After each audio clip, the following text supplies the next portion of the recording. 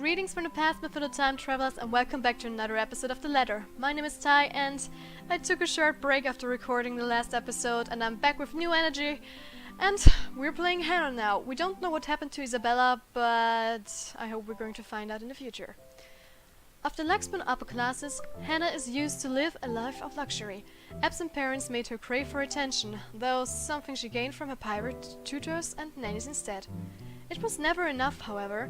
She studied hard in order to make her parents proud, going into business so that she could work alongside them. The challenge in her otherwise privileged life was certainly a thrill for her, at the very least. She had many suitors, dating different men and women, but it was through work that she met Luke. It was love at first sight for her. Upon her parents' death, Luke proposed to her. That was the move that led to the merging of Wright Enterprise and Evans Incorporated and her subsequent retirement. Their 7-year marriage is strained, but Hannah tries her best to make it work. Oh, doesn't sound too good. Well, it is far too easy to get them to pay attention and rapture. They hang on to my every word and follow my every move.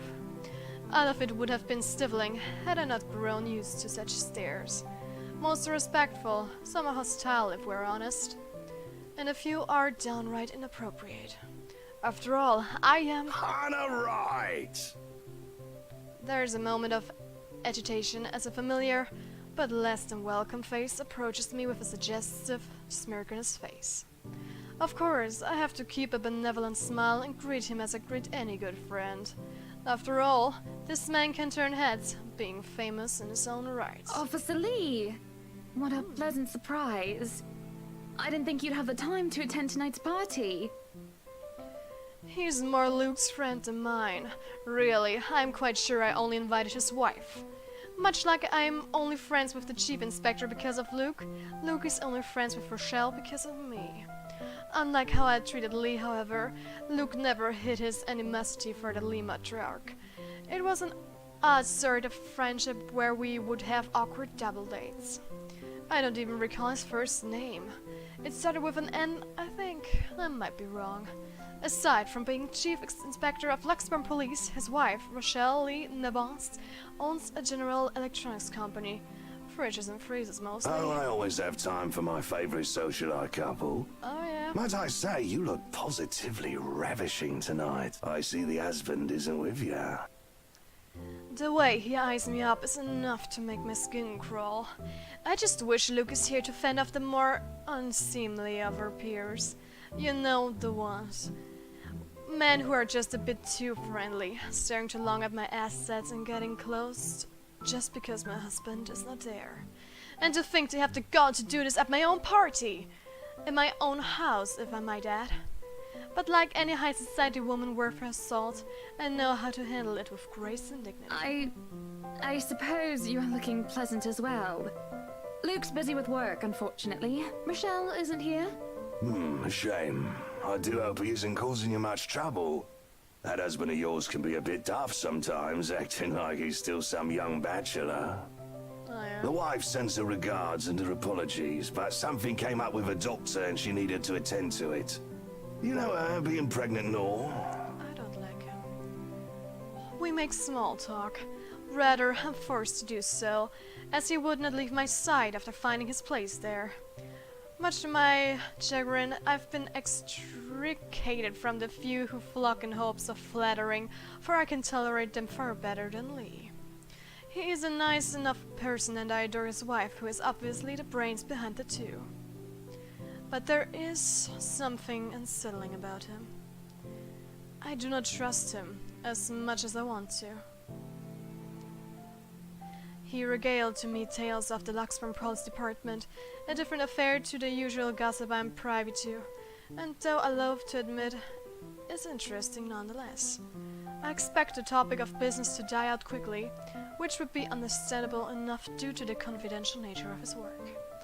But, oh boy, was I wrong. So, wearing civvies, I steal and drive off with one of the police mobiles, right? In the mirror, I see the mutant chasing on foot and screaming about theft. The look on his face was priceless when I parked in the garage. Oh my. You made him chase you all the way home for a prank.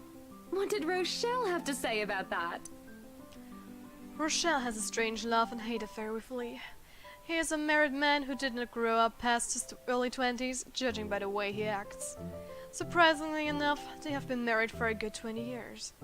A lifetime if you compare it to my marriage of 7 years with Luke. I, on the other hand, well, Luke is no Lee. I should be happy about that, I suppose. Although my darling did have his moments. Hey, the wife pulled my ear and gave me a good talking to, though. Besides, we live in a flat a block away, so it wasn't much of a grand chase. Weren't you living in a house near the countryside? Moved for work, you know. Or you probably don't. No, I don't. But a flat in downtown.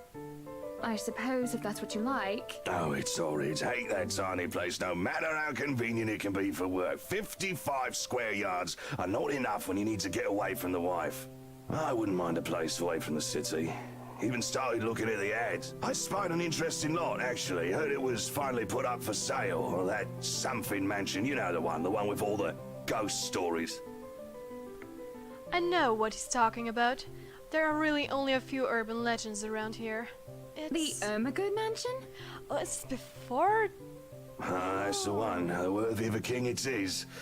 I'd buy it myself, but Rochelle would only gripe if I brought it up to her. Not to mention all the expenses a place like that would be a real fixer-upper. You also have to find someone willing to work there with how superstitious people can be. If it becomes a problem, just hire someone to do an exorcism. Actually, I do know of someone who could be up to the task. You remember the Ludgates party at their Christchurch summer residence? Of course. It was an excellent soiree. Everything was so classy, too. Such good taste.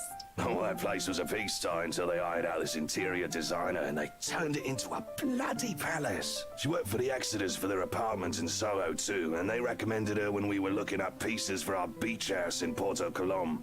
I think I have a business card no, I must have left it in my other jacket. Anyway, she's called, what's her name, Marianne, I believe, yes. But truly, if anyone were to get that place in McCullough, well, they'd be the envy and the talk of the town. Well, if you put it that way, I might just snatch it up for myself. This place was starting to feel a bit small lately anyway. Sure, a 3-story penthouse might not fit the definition of small for some people. Okay, maybe for a lot of people. But it isn't big enough to have grand parties in. As it is, I only invite about 30 people to this one, and it already feels cramped in here. It certainly would be nice if I didn't have to ride an elevator up and down several floors before I can get anywhere as well. All Luke's word and not mine. Besides, I have been looking for a good anniversary gift. Luke might like this one. Where is he anyway? I wonder too. So, what the heck? Luke is dressed to the nines as he usually is, and he looks ready for whatever the day will throw at him. His butler and valet wait at his side just in case he isn't as ready as he looks. What's the journal? Okay. Hannah arrived for a party in their penthouse at the Kashi. The city's most powerful was seen, including Chief Inspector Harvey Lee of the Loxbourne Police Department. From him, the socialite heart of the Ermengarde Mansion's upcoming open house and of the interior designer Marianne McCullough. So she really is before everything happened. So. Oh, sure, that is normal. What is confusing me is the fact that he's on his way out of the penthouse, considering we won't have anywhere to go until much later. Where are you going? I am to attend the Triad Autumn Tasting. I do believe I informed you of this 2 weeks ago. Yes. And might I remind you that I had stricken that off your schedule? Because 1, the doctor told you to stop consuming so much alcohol. And 2, I informed you a few days ago about the open house we are going to attend in its place. I've even found this marvelous interior designer, Marianne McCullough. It's a 3.5-hour drive to Cardiff. I don't have time for this. This is like that little party you threw all over again. You don't inform me of it, and you expect me to stay and be a gracious host when I have business elsewhere. You know how I operate, Hannah. Unless this was penciled in, I am sticking to my schedule. If I may intrude, the madam is correct. Your physician did insist you moderate your drinking. unless you wish to incur acute pancreatitis. And you did have this open house penciled in last Wednesday morning. Bollocks, I don't remember doing so. Well, you did. While very hungover, in fact. He did. Moaned about me being too loud, but gave in after some pushing. Perhaps it was a bit too cruel and manipulative of me, Whose but... side are you on? Come on, Luke. You promised we'd do whatever I want this weekend. Gordon Bennett, fine. I am giving this house tour of yours a chance, but if it proves to be a waste of time, I am going to Cardiff, and you are going to take a cab home. Are we clear? It's just a bit of a husband and wife tit for tat, isn't it? All couples have their arguments. Once the honeymoon phase is over, as they seem to call it, reality sets in that you and your partner might not always see eye to eye. Perhaps it has been their years. 7 of them is nothing to scoff at. Just cannot bloody believe I agreed to this. I was really looking forward to the triad tasting. Though sometimes I think it's something a bit more than just simple disagreements, and I have to stop myself from wondering where we went wrong. There's always the Triad Christmas tasting in Manchester next month, and that'll only be an hour-and-a-half drive. Have I been neglectful? Have I offended? Have I acted shamefully? Yes, but Cardiff. Certainly, any problem can be discussed. As long as he doesn't turn me away. Well, there goes my good mood. Are you happy now, Hannah?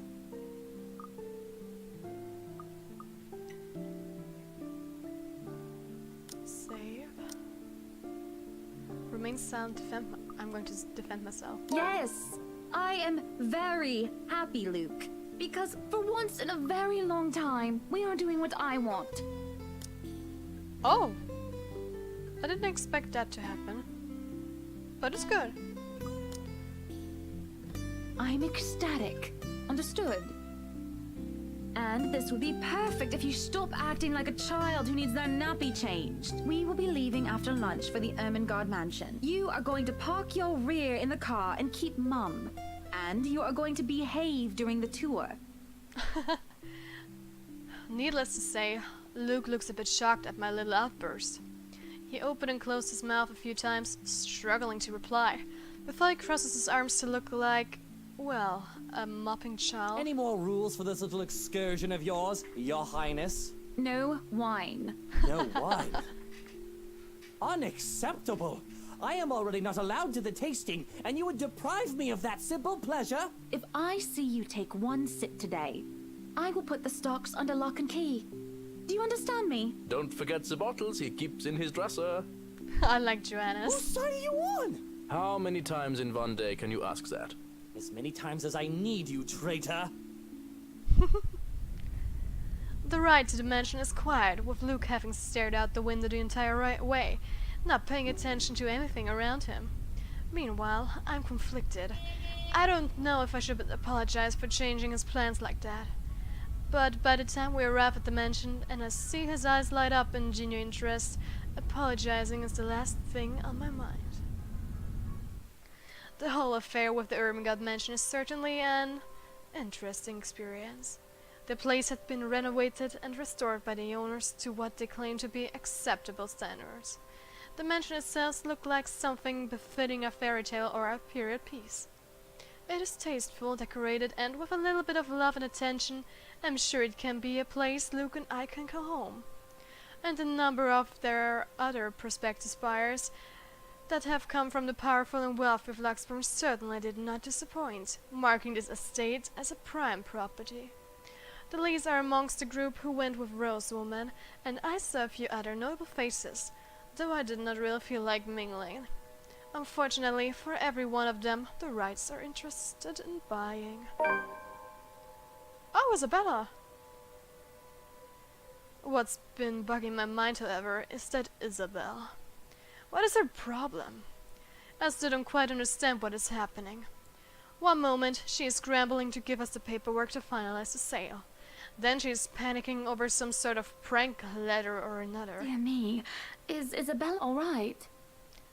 It is apparent, with the way she shakes, by the pallor of her skin, something has really shaken her up. Isabella, Do you need me to call that ambulance? Oh, and Rose, you're still alive in here.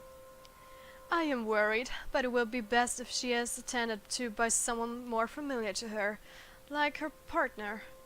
But even then, the girl refuses Rose's offer a drink and looks just about ready to make a run for it. No, I'm just feeling a bit out of it. Excuse me. I'll be back. I just need to catch my breath. And she does so, just as I predicted, and her partner follows like a constant mother. There is an awkward air among us as we are all left in the wake of whatever that was. The others murmur and gossip with each other, speaking of the poor, deaf girl and telling the tale to whoever was not audience to the act in the first place. It doesn't take too long for the woman, Rose, to return and pull us aside into the study for what I rightfully assume is damage control. Okay. Rose invites Marianne in too, hoping to apologize to her as well. But the woman refuses, saying she is not one of her clients anyway. That leaves myself, Rose, and Luke, the last all too eager to make himself comfortable in a study he's not doubt already claimed as his own. I can't apologize enough about what just happened. Please forgive Isabella. She's been under a lot of pressure lately. She's young and all those rumors about this being haunted just got to her head. And it must be this terrible heat too. Not a drop of rain for days now. Are you sure it is wise to just let her go like that? Where is the poor dear? She might get hurt. She's more likely to hurt somebody else, given what just happened. I told her to sit down and take a break.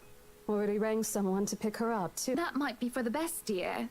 But please, we're here to talk about the mansion, yes? Why, I absolutely adore it. Don't you, Luke? Some of the rooms will certainly have to be repurposed. We want to change the appliances and have Marianne lead on the decor, but the whole thing is just lovely. I guess. It's certainly a lot roomier than our penthouse. Exactly. Lots of space for guests, parties, a lot of room for little ones to run around too. Let's not discuss that right now, Buttercup. Anyway, I do think it would be a shame to let this mansion slip past us. But you haven't even finished touring the house. Well, we like what we've seen. I am making her job easier for her, am I not? No need for loans or long price negotiations. We can just sign a contract and close the deal. Really, you'd think the woman will be more happy about an easy sale. I know how these estates agents work. How long they had to wait, and how much they had to spend even just for a single sale. Why, she would be jumping for joy now. I'm sure the commission on this mansion is nothing to sneeze at, even if she has to split it with that Isabel girl. Do you think we could have horses here? Yes, those do sound nice, love. Anyway, if anyone else is interested in buying this property, I assure you that I'm able and willing to give a better offer. A vineyard would be nice. Or maybe And we do reward our people quite generously, Rose. So if I were you, I would start on that paperwork. helicopter pad. I pause, and there's a small moment of complete silence where Rose and I just stare incredulously at Luke. It is an unspoken understanding, a rule between the two of us that we have to put on an act. With our social standing, where image matters, it is also important to avoid making enemies. And to follow this rule is an easy feat for me. From youth, I have been the well-trained social butterfly, gracious and graceful. Luke, on the other hand... Wait, what, Luke? No, what? Whatever would we need a helipad for? Well, he likes to play the fool sometimes, even if he is anything but. As he throws me a wry smile, I shake my head and beckon Rose over. This is to be our home, and there is nothing she or anyone else can do to change my mind. This is a place that speaks of power and importance, and at the same time, of safety and comfort. Perhaps we can even have our family here. There is definitely no better gift than this for a special date. Why, everything here is absolutely wonderful.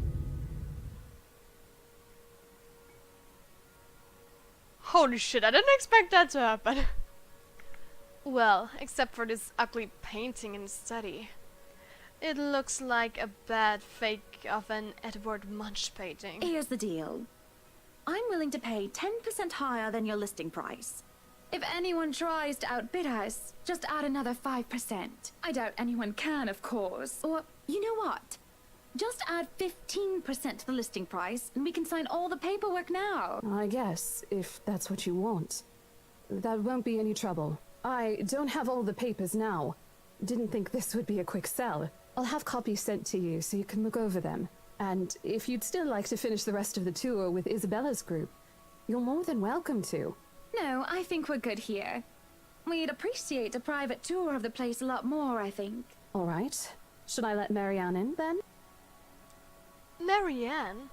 Oh right, she's been waiting outside to study this whole time, hasn't she? I need to have a little chat with her to move this little mansion's project forward. Please do.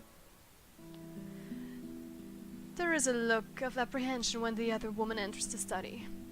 Yet, like a professional, I see the moment when she steals herself a masquerade.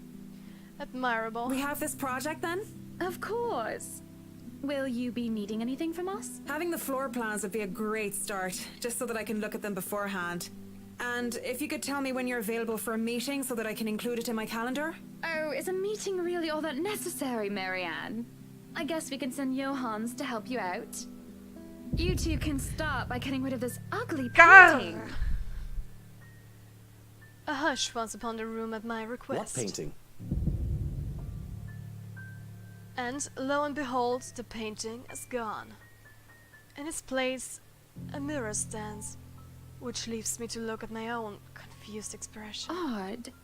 Well, no matter. Back to the topic at hand.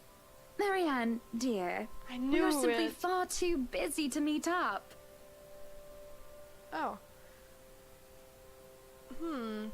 Well guys, we're going to make this decision in the next episode. Thank you so much for watching. Leave a like, subscribe to my channel. If you already subscribed, click on the notification bell down below so you get notified when I upload my videos. Share this on all your social media, and guys, I will see you in the future or back in the ladder. Have fun!